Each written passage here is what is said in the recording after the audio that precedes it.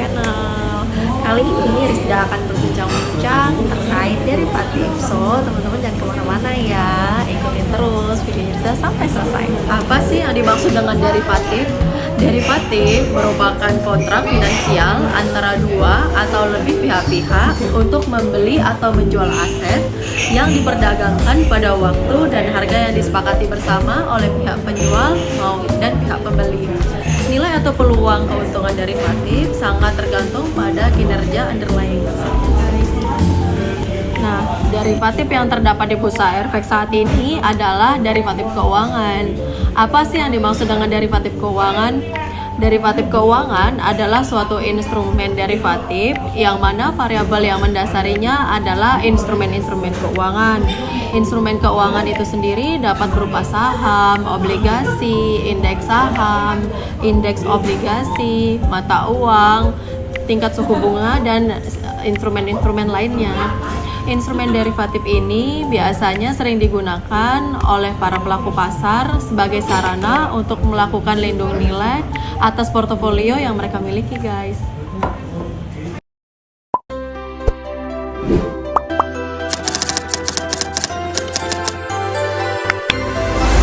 Apa aja sih jenis produk derivatif yang diperdagangkan di BEI saat ini?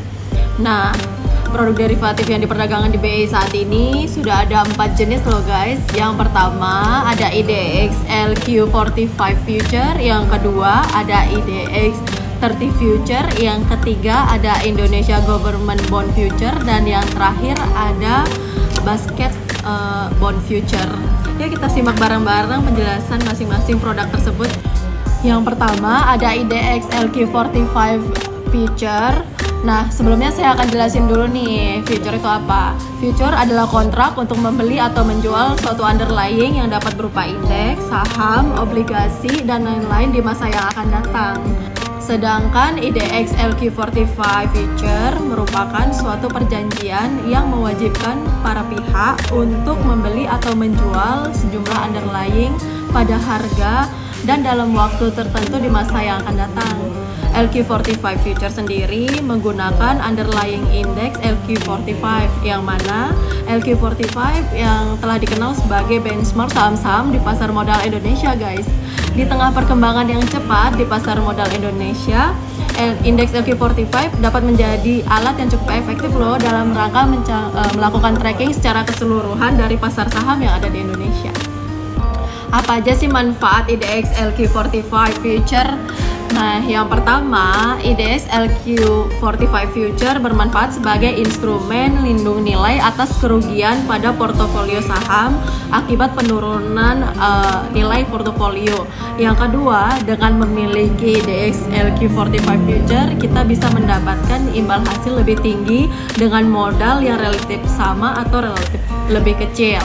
Nah, yang ketiga, short term profit, yaitu dengan memiliki IDX LQ45 Future, kita bisa memprediksi bullish atau bearish dari long atau short IDX LQ45 itu sendiri. Yang keempat, dengan memiliki IDX LQ45 Future, kita juga bisa memiliki lebih banyak alternatif investasi karena indeks LQ45 merupakan gabungan dari 45 saham terliquid yang diperdagangkan di Bursa Efek Indonesia, guys. Yang kedua ada IDX 30 Future. IDX 30 Future merupakan suatu perjanjian yang mewajibkan para pihak untuk membeli atau menjual sejumlah underlying pada harga dan dalam waktu tertentu di masa yang akan datang. IDX 30 Future menggunakan underlying index IDX 30. Indeks IDX 30 sendiri merupakan indeks yang berisikan 30 saham yang sudah diseleksi dan dipilih dari saham-saham yang berada di indeks LQ45. Nah, yang ketiga ada Indonesia Government Bond Future.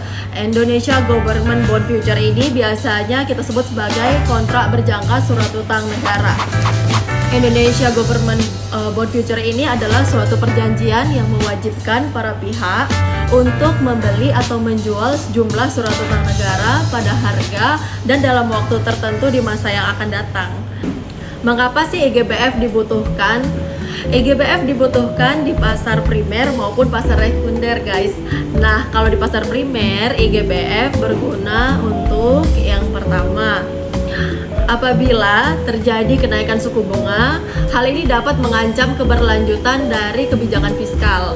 Nah, EGBF dapat menjadi tingkat suku bunga equilibrium untuk pasar obligasi domestik dalam melakukan aktivitas fiskal. Nah, yang kedua, EGBF dapat memperluas basis investor, yang mana EGBF akan menarik investor baru yang memiliki tujuan untuk melindungi nilainya atau keperluan untuk memiliki obligasi. Investor secara luas akan mengurangi ketergantungannya terhadap pasar. EGBF juga meningkatkan likuiditas karena penambahan jumlah investor dengan beragam profil risiko. Nah, sedangkan di pasar sekunder, EGBF berguna untuk meningkatkan aktivitas lindung nilai dan mempromosikan praktik manajemen risikonya.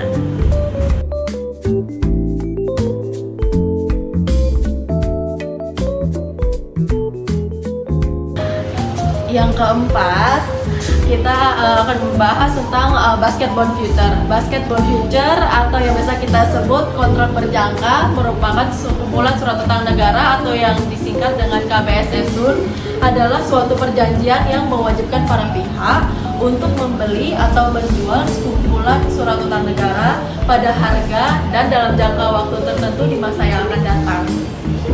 Nah, kenapa sih KBS-SUN ini dibutuhkan, guys? Alasannya yang pertama adalah sebagai sarana lindung nilai, dan yang kedua sebagai sarana profit management dalam kondisi pasar bearish maupun bullish.